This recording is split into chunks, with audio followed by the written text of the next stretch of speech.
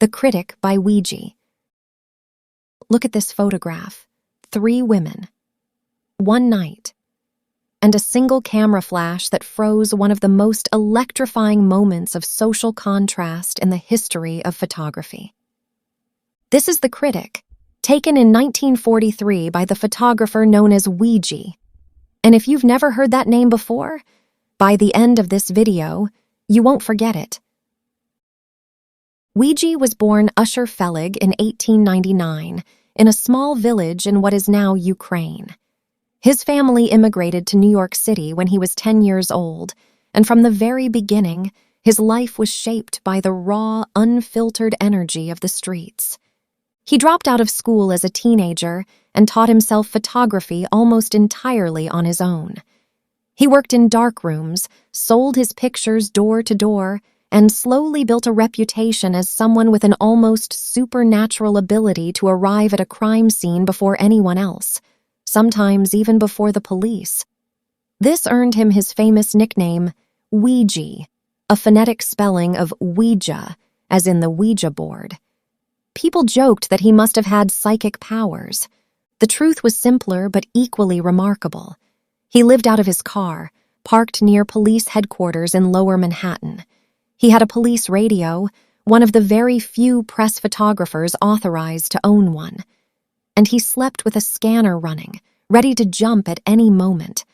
His office, his darkroom, and his bedroom were all the same battered Chevrolet. Weegee photographed New York's underbelly with relentless honesty. Crime scenes, fires, car accidents, people sleeping on the street in summer heat, lovers at Coney Island, children playing under fire hydrants. His photographs were published in newspapers and tabloids, and they connected with ordinary New Yorkers precisely because they showed what fine art photography of the time ignored entirely. His 1945 book, Naked City, became a landmark of documentary photography, and later inspired an entire television series by the same name. But The Critic is something different from his crime work. It is something quieter and perhaps more devastating. The scene is the Metropolitan Opera House in New York City. It is opening night of the opera season, one of the grandest social events on the New York calendar. The year is 1943.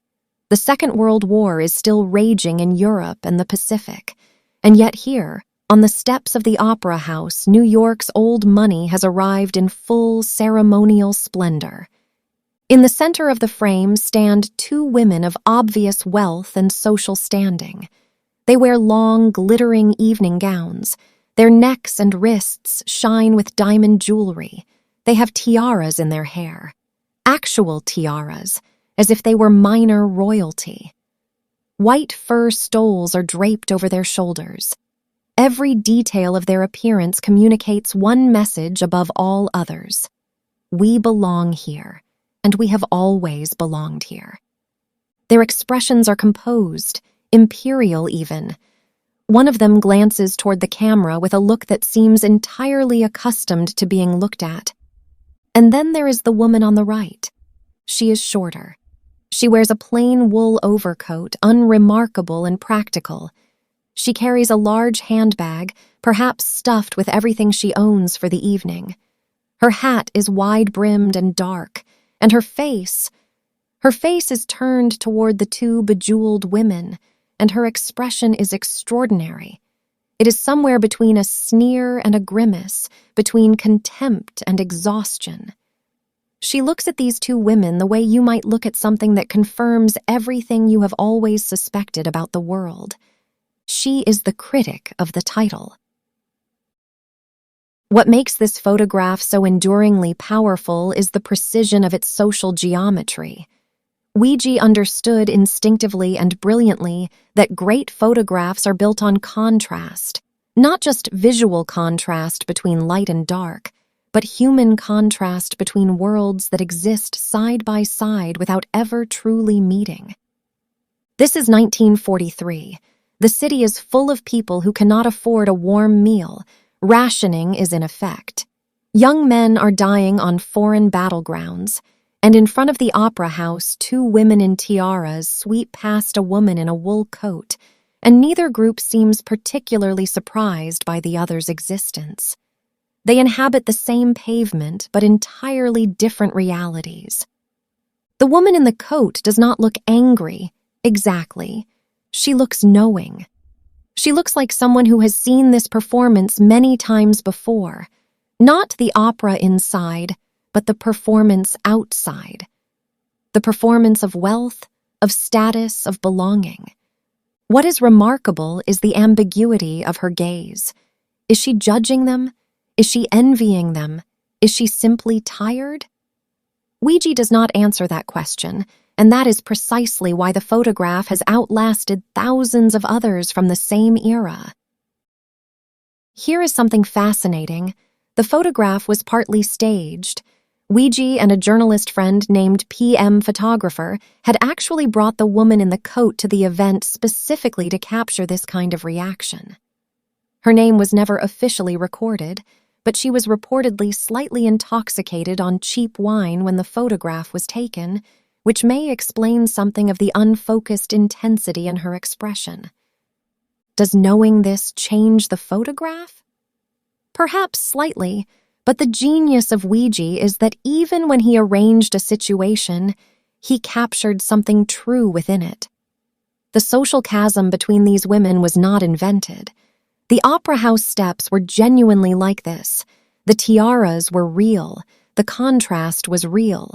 Weegee simply made sure a camera was present to record it. The Critic was published in Life magazine and became one of the most recognized photographs of its decade. It has been reproduced, discussed, and exhibited continuously for over 80 years.